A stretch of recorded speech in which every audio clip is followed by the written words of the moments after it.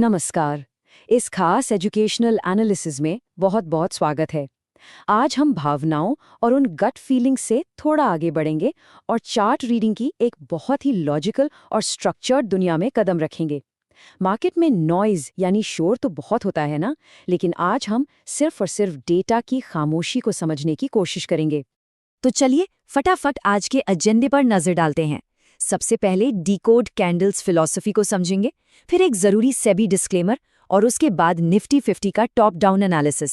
4 घंटे के macro chart से शुरू करके हम 3 मिनट के माइक्रो चार्ट तक जाएंगे और अंत में देखेंगे कि आगे क्या सीखा जा सकता है। Section 1, decode candles philosophy. ये हिस्सा हमारे आज के इस पूरे एनालिसिस की नींव है।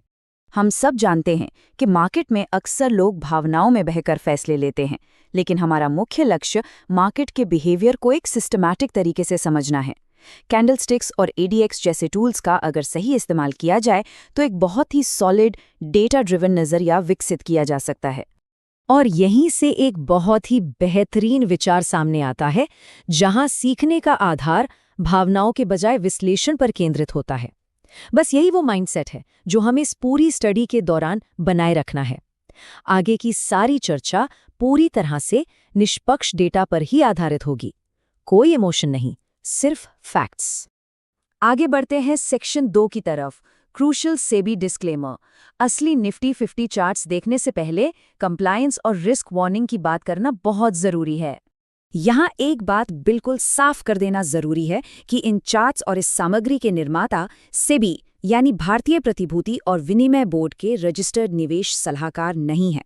तो इस पूरी जानकारी का सीधा सा मतलब क्या है? मतलब बहुत आसान है। ये एनालिसिस 100% एजुकेशनल पर्पस के लिए है। किसी भी तरह का निवेश या ट्रेड पूरी तरह से एक व्यक्तिगत जोखिम है और इसके लिए कोई कानूनी जिम्मेदारी नहीं ली जाती है। कोई भी फाइनेंशियल फैसला हमेशा अपनी खुद की रिसर्च के बाद ही लेना चाहिए। चलिए आते हैं सेक्शन 3 पर, मैक्रोव्यू 4 आवर चार्ट। अब हमारे टॉप डाउन अप्रोच की पहली लेयर में चलते हैं और 4 घंटे का मैक्रो नजरिया देखते हैं। 4 घंटे का ये चार्ट ना एक तरह से हेलीकॉप्टर से जंगल देखने जैसा है। बिल्कुल बड़ा और शांत नज़ारा। बाईं ओर दिए गए बुल्स एक्टिव बैज पर जरा गौर कीजिए, लेकिन स्क्रीन के नीचे लाइव ट्रेंड इंडिकेटर को देखें तो वो साफ तौर पर अनक्लियर यानी अस्पष्ट स्थिति दिखा रहा है। थोड़ा अजीब विरोधाभास लगता है ना? इससे थोड़ा और बारीकी से समझने के लिए नीचे दाईं ओर के डेटा को डिकोड करते हैं। तकनीकी रूप से देखें तो बुल्स एक्टिव हैं क्योंकि प्लस डीआई लाइन हावी है, जिसका मतलब है कि बुल्स ने एक्सेलरेटर दबाया हुआ है।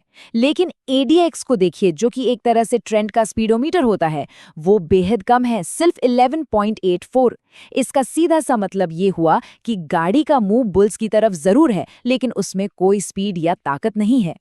Section 4, mid term 1 our chart. अब अपने एनालिटिकल मैग्नीफाइंग ग्लास से थोड़ा जूम इन करते हैं और इंट्रा-वीक लड़ाई को करीब से देखते हैं। यहाँ 1 घंटे के टाइम फ्रेम पर हम देख सकते हैं कि बुल्स एक्टिव का स्टेटस अभी भी वैसा का वैसा ही है, लेकिन एक अहम सुराख पर ध्यान दीजिए। ये हाल ही में बनी लाल क्लोजिंग कैंडल्स। ये मार्केट में आ रहे छोटे बदलावों का पहला सिग्नल है, बिल्कुल वैसे ही जैसे मौसम बदलने से पहले हवा का रुख बदल जाता है। अब अगर हम 4 घंटे और 1 घंटे के डेटा को कंपेयर करें तो एक बहुत दिलचस्प बात सामने आती है। दोनों टाइम फ्रेम में बुल्स एक्टिव और लाइव ट्रेंड अनक्लियर दिख रहा है, लेकिन 1 घंटे के चार्ट पर एडीएक्स हल्का सा बढ़कर 16.52 हो गया है। मैक्रो पिक्चर भले ही एक जैसी लग रही हो, पर छोटे टाइम फ्रेम पर मोमेंटम में हल्का हल्का बदलाव आना शुरू हो चुका है। अब सेक्शन 5, माइक्रोव्यू, शॉर्ट टाइम फ्रेम्स। चलिए अब अपना सबसे पावरफुल मैग्निफिकेशन लगाते हैं और इंट्राडे प्राइस एक्शन की अस्थिरता को चीर कर देखते हैं। 15 मिनट के चार्ट पर आते ही नज़ारा एकदम पलट जाता है। मोमेंटम बैज तुरंत बेयर्स एक्टिव में बदल गया है।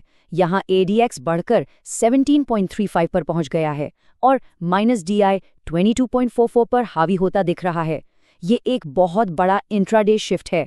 मैक्रो चार्ट्स की उस शांति के बीच माइक्रो लेवल पर अचानक हुई ये बिकवाली या कह लें सेल ऑफ यहाँ बिल्कुल साफ नजर आ रही है। और अगर बिल्कुल ही गहराई में चले जाएं 3 मिनट के चार्ट पर, तो स्थिति पूरी तरह से केओटिक और तेज हो जाती है। ये बैच फिर से बहुत ही अग्रेसिव तरीके से बुल्स एक्टिव में बदल गया है। ये तो एकदम जमीनी स्तर पर चल रहे तूफान की तरह है, जहां हर एक मिनट में समीकरण बदल रहे हैं और विजुअल हलचल बहुत ज्यादा है। तो इस मल्टी टाइम फ्रेम एनालिसिस का पूरा सार एकदम क्रिस्टल क्लियर है।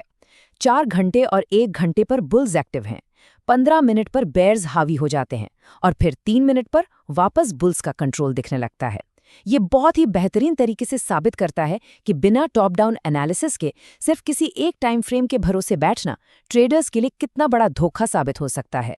Section 6, your next learning steps. चलिए इस शानदार टेक्निकल एनालिसिस को समेटते हैं और बात करते हैं कि सीखने की इस जर्नी को आगे कैसे बढ़ाया जाए।